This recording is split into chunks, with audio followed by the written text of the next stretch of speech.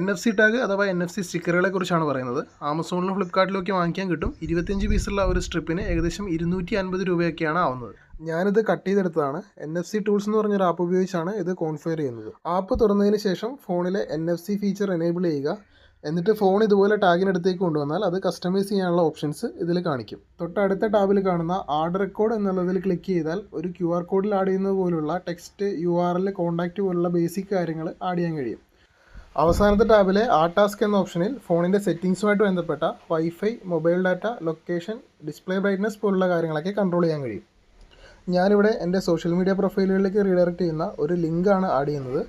URL add ചെയ്തതിന് ശേഷം തൊട്ട് മുകളിലുള്ള റൈറ്റ് എന്നതിൽ ക്ലിക്ക് ചെയ്തിട്ട് NFC ടാഗിന് അടുത്തേക്ക് ഫോൺ കൊണ്ടുവന്നാൽ അത് ടാഗിലേക്ക് റൈറ്റ് ആവുന്നതായിട്ട് കാണാം.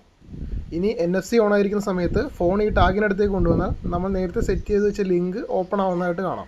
unit.link എന്ന് പറഞ്ഞ വെബ്സൈറ്റിൽ സൈനപ്പ് ചെയ്താൽ